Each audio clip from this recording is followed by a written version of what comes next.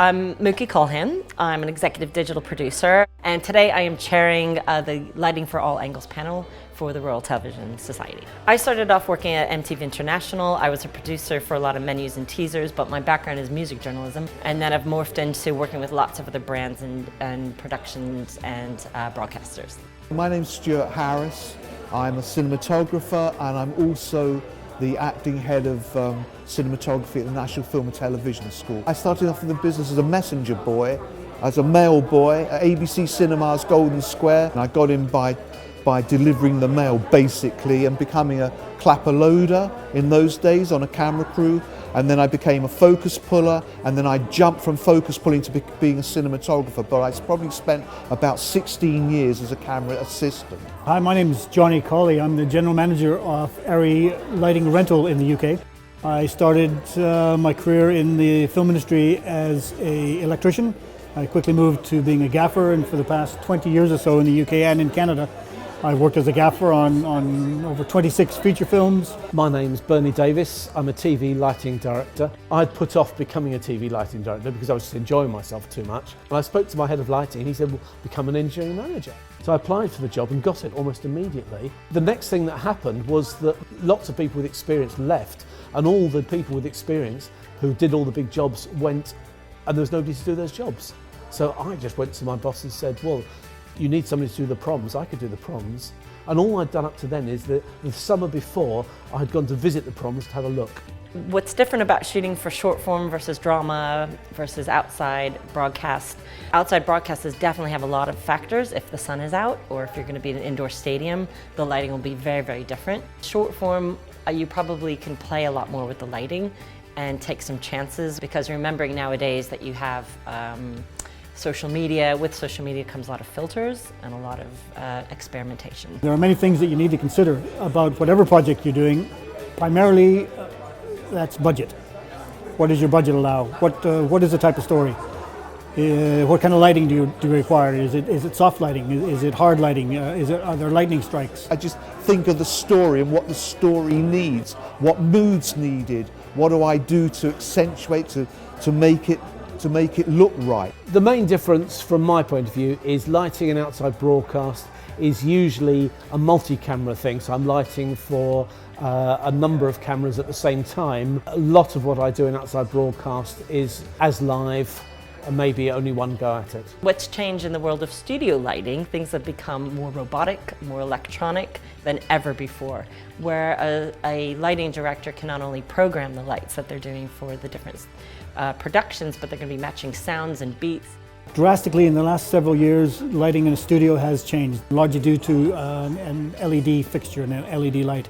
There's so many versatile uses for an LED fixture these days that it's starting to take over. An LED fixture over an extended period does make a lot of sense for the people that are fitting the bill. I need more money to do things with LED. However, there are savings involved. For instance, I did the Pentecost service last year in Southampton, and in fact I lit the whole of the congregation, not just with LED lights, but with moving LED lights, which is more expensive again, but it saved me on crew and focus time because I could do the whole focus from the lighting desk, and it saved on power, so we didn't need a lighting generator. There were big savings from that, and in fact I ended up coming under the budget that production had got. The negatives of it, the actual quality of the light is sometimes not as good as the old Fresnel lighting. A lot of digital productions are very low budget and you kind of work on the fly. But what's really good is that there is kit being made specifically for digital production that are going to be lights that you can attach to your iPhones with mini tripods, to remote control lights that you can use with program it with an app. Everybody's going to change their opinion about what they think is the best kit, the best portable kit.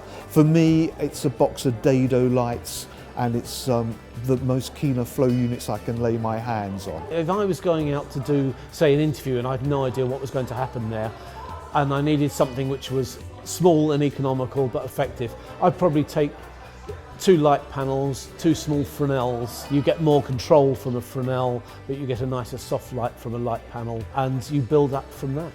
The worst lighting experience I've ever had is when the lights actually went out and we had a blackout in the middle of shooting. We continued to roll just for the sake of experimenting again with the digital production, but then we all turned on our iPhone lights and managed to light the subject and actually made a cool edit out of it. Oh, the worst lighting experience. You know, it's extraordinary. I can't think of I'm sure some directors could tell you what I'd done. I'd say probably the worst experience I've had was a live drama, Frankenstein's Wedding, we did from Kirkstall Abbey in Leeds. Probably arriving in Morocco or even arriving in Moscow after I put a light list in, a definitive light list that I said, now that will be there. Of course it will be. You arrive there, nothing. There were a lot of egos, a lot of arguments. It was quite a tricky show. For our last Voice UK at the BBC, we managed to do a live stream onto Facebook immediately after the last final show ended by giving Marvin Humes, our host, the iPhone, and he was able to kind of roam around on stage with it and did a live stream which had over 155,000 views. The only lights that we had for that were the studio lights. Probably the first movie I made was a movie called Weatherby with David Hare, which I thoroughly enjoyed doing.